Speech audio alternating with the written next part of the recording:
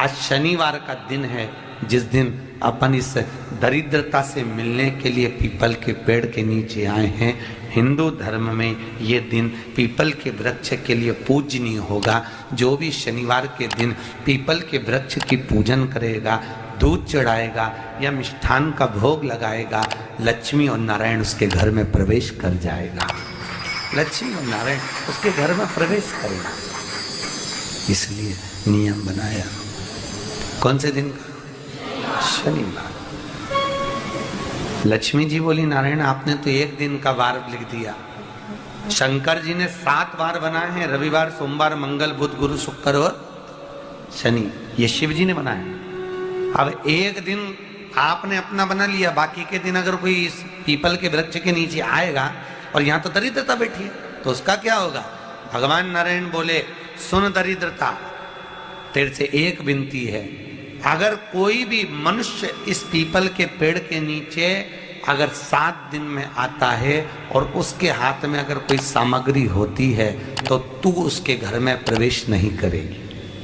नियम है पीपल के वृक्ष का, या तो पानी का लोटा लेकर जाओ, कुंकू का चोपड़ा लेकर जाओ, शक्कर लेकर जाओ, या पेड़ के नीचे चींटी को डालने के लिए आटा ले जाओ, पर खाली हाथ पीपल के वृक्ष के नीचे कभी मत जाओ, कभी नहीं जाओ।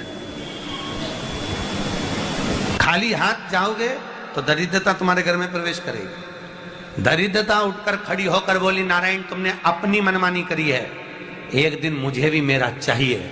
भगवान ने कहा, बोल कौन सा दिन चाहिए? दरिद्रता कहती है, रविवार के दिन इस पीपल के वृक्ष के नीचे मैं दिन भर नृत्य करूं, इसमें रहूं, और जो यहाँ आए रविवार को मैं उसके घर में प्रवेश करूं। भगवान ने कहा, ठीक है। दरिद्रता, रविवार का दिन एक ऐसा दिन रहेगा जिस दिन तू इस पीपल के वृक्ष के नीचे नृत्य करेगी और जो आएगा इस पीपल के वृक्ष के नीचे तो उसके साथ प्रवेश करेगी। मैंने तुझे वर दिया। इसलिए हमारे यहाँ केवल पीपल का वृक्ष अगर दीवार में भी लग जाता है ना, किसी की फैक्ट्री की दीवार में, किसी के घर की दीवार में पीपल का वृक्ष अगर लग जाता है, पीपल का पौधा लग जाता है, उसको कितना भी तोड़ लो वो वापस लग जाएगा। फिर तोड़ोगे फिर लग जाएगा। अगर पीपल के पौधे को तोड़ना है तो केवल रविवार का दिन एक नींबू, एक मिर्ची और बमूल का कांटा, ये 3 चीजें रखने के बाद में आधे घंटे बाद रविवार के दिन पीपल के पेड़ को उखाड़ कर फेंक दो। दूसरी बार कभी पीपल दीवार में लगता ही नहीं है, कभी नहीं लग सकता। केवल एक रविवार का, केवल एक संडे, इतवार का। घर में दीवारों पर अगर पीपल लग भी गया है, इसलिए पीपल के वृक्ष को उखाड़ने का, अगर घर में पीपल लगा हुआ है या पीपल का पौधा हमारे घर में लग गया, उसको उतारना, निकालना, लगाना, तो पीपल के वृक्ष को अगर निकाला जाता है तो रविवार के दिन, और अगर पीपल के वृक्ष को कहीं लगाया जाता है तो सोमवार के दिन या मंगलवार के दिन, बुधवार के दिन, इन दिनों में लगा सकते हैं पीपल के वृक्ष कहीं लगाना। शनिवार का दिन एक ऐसा दिन होता है जिस दिन पीपल के वृक्ष को कहीं जाकर लगाया नहीं जाता, क्योंकि शनिवार के दिन पीपल के वृक्ष के नीचे लक्ष्मी रहती है। हम अपने हाथों से अगर पीपल का वृक्ष किसी दूसरी जगह पर शनिवार को रोपित करते हैं तो हमारे घर की लक्ष्मी अपने घर से छिन्न होकर चली जाती है। इसलिए शनिवार के दिन पीपल लगाया नहीं जाता, किसी के घर जाकर उसको वापस पलटा नहीं जाता। लग गया उसको डर। प्रभु मेरी धर्म पत्नी को कहाँ रखूं आप बताओ? वो तो जहाँ यज्ञ होता है, अनुष्ठान होता है, दान होता है, पुण्य होता है, सत्कर्म होता है, वहां जाने को तैयार नहीं। अब करूं क्या? भगवान ने बोला, एक काम करो। दुर्वासा जी बोले, जिसके यहाँ रात्रि में बर्तन झूठे पड़े रहते हो उसके घर में इस दरिद्रता को लेकर तुम प्रवेश कर जाना। जिसके यहाँ रात्रि में बर्तन झूठे पड़े हो वहां लेकर प्रवेश कर जाओ। दूसरी जगह दुर्वासा जी बोले, जो स्त्री घर में दोपहर के समय पर सो रही हो उसके घर में इसको लेकर प्रवेश कर जाइए। जो स्त्री दोपहर के समय में घर पर सो रही हो इस दरिद्रता को लेकर प्रवेश कर जाइए। तीसरा, जिसके यहाँ पर दरवाजे पर कांटे वाले पौधे लगे हों उस घर में इस दरिद्रता को लेकर प्रवेश कर जाइए। दरिद्रता, कितनी सुंदर बात कही है। दाता और विधाता, कौन कौन? दाता और विधाता। लक्ष्मी और दरिद्रता के सगे भाई हैं। कौन कौन? दाता और विधाता। दाता को फिटकरी प्रिय है, विधाता को नमक प्रिय है। ये दोनों हमेशा लक्ष्मी को और दरिद्रता को दोनों को समझाते थे, दोनों में प्रेम बढ़ाते थे। आज भी हिंदू धर्म की रीति है, यहाँ तो ठीक है, जिसके यहाँ पर भी अगर थोड़ी सी भी परेशानी होती है, थोड़ा सा क्लेश होता है, अशांति होती है, लक्ष्मी नहीं टिक रही हो, काम नहीं बन रहे हो, बहुत प्रयास करा जा रहा हो और हमारा कार्य नहीं होता, तो क्या करते हैं? फिटकरी और नमक को पानी में डाल देते हैं और घर में पोछा लगा देते हैं। आप लोगों ने आजकल फेसबुक पे भी पढ़ा होगा, व्हाट्सएप पे भी पढ़ा होगा। तो क्यों लिखा उसमें? उसका कारण ही केवल इतना है कि दाता और विधाता की प्रियता उसमें। माता ख्याति के जो 4 बच्चे हुए, इसमें जो 2 लड़के हैं, दाता और विधाता, उसकी प्रियता उसमें,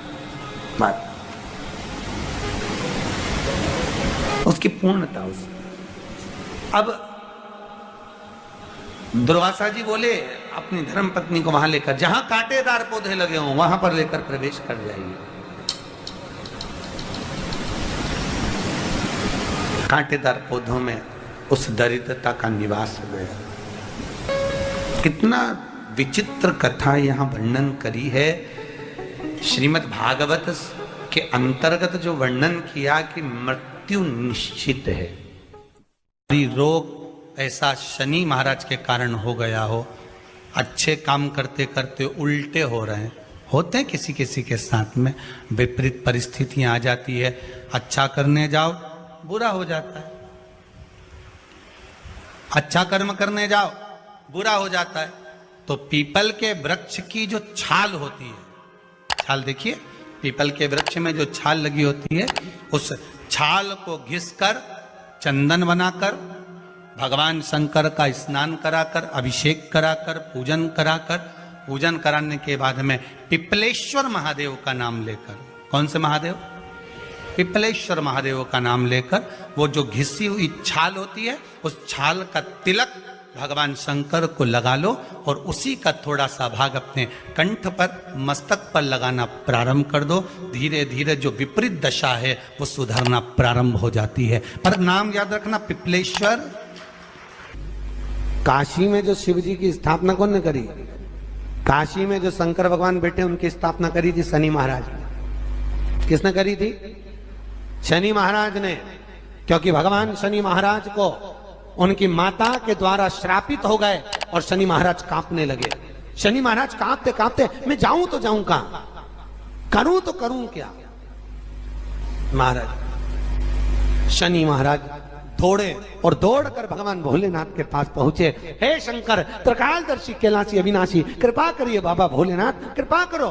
क्योंकि दुनिया में 33 करोड़ देवी देवता हैं जिनको शनि लग सकता है, केवल एक, किसको छोड़कर? शिव को छोड़कर। राम जी को शनि लगा तो 14 वर्ष वनवास चले गए। कृष्ण को शनि लगा तो मथुरा छोड़कर द्वारका चले गए। शनि लगा। हनुमान जी को शनि लगा तो गुफा में बैठकर राम राम जपना पड़ा। शनि सबको लगता है, केवल शनि नहीं लगता तो एक मेरे महादेव को, मेरे भोले बाबा को नहीं लगता। शंकर के पास में शनि आ गए। शनि ने आकर कहा, भोलेनाथ कृपा करिए बाबा, मैं बड़ा कष्ट में हूं, मैं करूं क्या? बाबा भोलेनाथ ने कहा, जा गंगा जी के तट पर काशी में जाकर एक शिवलिंग की स्थापना कर, उसकी आराधना कर और तेरा शरीर ठीक हो जाएगा, कष्ट नहीं भोगेगा। शनि महाराज ने काशी में जाकर शिव जी की स्थापना करी। आज भी नियम है, जिसको शनि लग जाता है, एक काजल की डिब्बी ले लो और काजल की डिब्बी को 21 बार उतार कर उसको एकांत में जाकर, जंगल आदि में एकांत में किसी पेड़ के नीचे इतना सा खड्डा खोद कर उसमें काजल की डिब्बी को डाल दो और मिट्टी से पूर दो, उस व्यक्ति का शनि समाप्त हो जाता है। काशी विश्वनाथ का नाम लेकर काजल की डिब्बी को 21 बार उतार कर अगर काशी विश्वनाथ का नाम लेकर शनि वाले व्यक्ति को अगर पेड़ के नीचे दबा दे, शनि समाप्त, शनि उसको परेशान नहीं कर सकता। काशी कितनी मूलता है, उस क्रम को देखिए। भगवान शंकर पर विश्वास रखकर एक एक पल, एक एक घड़ी, एक एक समय, एक एक नक्षत्र का शिव महापुराण में वर्णन है। यहां तक शास्त्र कहता है कि पीपल के वृक्ष की जब भगवान शिव रचना करे, पीपल के वृक्ष की जब रचना करी गई तो उस पीपल के वृक्ष में भी कौन सा समय किसका है ये शिव महापुराण वर्णन करती है। सुबह 4 बजे से लेकर 7:30 बजे तक पीपल के वृक्ष में ब्रह्मा जी का वासा होता है। 7:30 बजे से लेकर 10:30 पौने 11 बजे तक पीपल के वृक्ष में भगवान विष्णु का वासा होता है। 10:30 बजे से लेकर पीपल के वृक्ष में 11:30 बजे तक पितरों का वासा होता है। 11:30 बजे से लेकर 12:30 बजे तक पीपल के वृक्ष में आहूतों का वासा होता है। 12:30 बजे से लेकर शाम को 4 बजे तक पीपल के वृक्ष में वासुकों का वासा होता है। 4 बजे से लेकर शाम को 7:30 बजे तक पीपल के वृक्ष में शंकर का वासा होता है। 7:30 बजे से लेकर 9:30 बजे तक पीपल के वृक्ष में कुबेर का वासा होता है। 9:30 बजे से लेकर फिर कुबेर के वृक्ष में अन्य देवों का वासा चालू हो जाता है। इसलिए हमारा हिंदू धर्म कहता है, हमारे शास्त्र कहते हैं कि पीपल के वृक्ष को जब पूजा जाता है, पीपल के वृक्ष की जब पूजन करी जाती है तो सुबह 10:30, 11, ज्यादा से ज्यादा 11:30, ज्यादा से ज्यादा 12, उसके पहले पीपल के वृक्ष की पूजन कर लेना चाहिए। रात को कुबेर का वासा होता है, इसलिए पीपल के वृक्ष में दीपावली के दिन रात्रि को 8:30 बजे से लेकर 9:30 बजे के बीच में जो पीपल के वृक्ष के नीचे घी का दिया लगाता है उसके घर में कभी संपदा की कमी नहीं आती है, क्योंकि कुबेर स्वयं विराजमान होता है पीपल के वृक्ष के नीचे। क्यों? क्योंकि 11:30 बजे से लेकर 12:30 बजे तक पीपल के वृक्ष में पितरों का वासा रहता है, आहूतों का वासा रहता है, फिर वासुकों का वासा आता है। पितृ किसको कहते हैं? महाराज जो पूरी उम्र लेकर चले गए और उनके भीतर अभिलाषाएं बहुत थी, मैं ये भी करना चाहता हूं, मैं ये भी करना चाहता हूं, वो पितृ हो जाते हैं। आहूत किसको कहते हैं? जिस माता के गर्भ में बच्चा जन्म ले और मर जाए, या 6 महीने का गर्भ धारण करने के बाद अवर्षण हो जाए, जीव पड़ने के बाद 6 महीने के बाद अगर बच्चा गर्भ में भी शांत हो जाता है, कुंवारी अवस्था में शांत हो जाता है, जिसका विवाह नहीं हुआ ऐसा बच्चा जब शांत हो जाता है, अधोगति में कोई मर जाता है, सुसाइड कर एक्सीडेंट में किसी भी रूप में मर जाता है तो वो आहूत कहलाता है।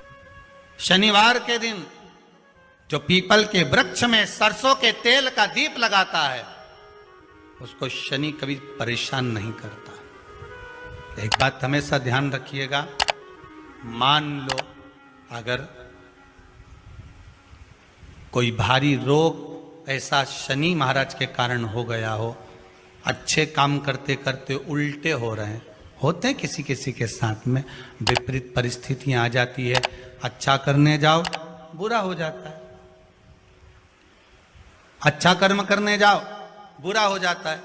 तो पीपल के वृक्ष की जो छाल होती है, छाल देखिए, पीपल के वृक्ष में जो छाल लगी होती है, उस छाल को घिसकर चंदन बनाकर भगवान शंकर का स्नान कराकर, अभिषेक कराकर, पूजन कराने के बाद में पिपलेश्वर महादेव का नाम लेकर, कौन से महादेव?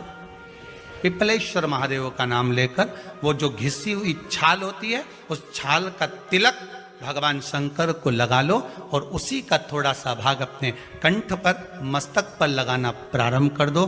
धीरे धीरे जो विपरीत दशा है वो सुधरना प्रारंभ हो जाती है। पर नाम याद रखना, पिपलेश्वर।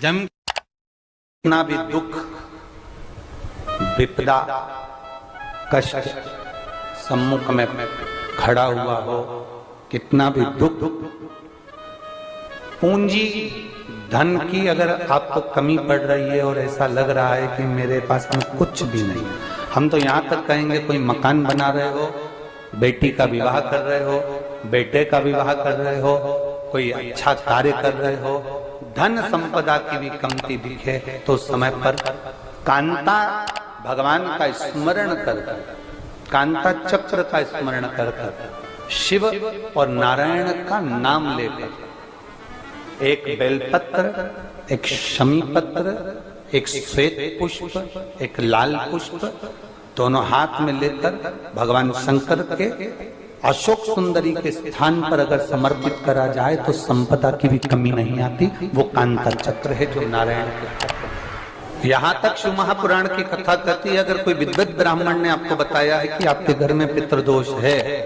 कोई विद्वान ब्राह्मण ने बता दिया कि आपके घर में काल सर्प दोष है, कोई विद्वान ब्राह्मण ने बता दिया कि आपके यहाँ पर ये वास्तु दोष है, और इस दोष को मिटाना जरूरी है। कोई ने आपको बताया, उस समय पर हमें घबराना नहीं।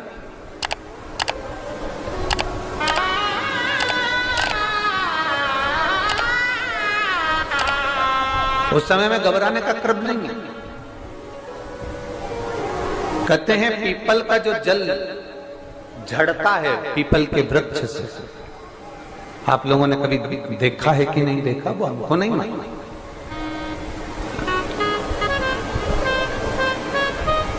कितना भी अगर कोई वास्तु दोष बता दिया, पितृ दोष बता दिया, काल सर्प दोष बता दिया, कितना भी अगर कोई दोष बता दे, तो पीपल का जो जल वृक्ष में से झड़ता है, कभी कभी आप उसके नीचे हाथ रख कर देखना, थाली रख कर देखना, उसमें पत्थर पर देखना, तो वहां पर भी पानी के निशान आपको मिलेंगे, बूंद के निशान मिलेंगे।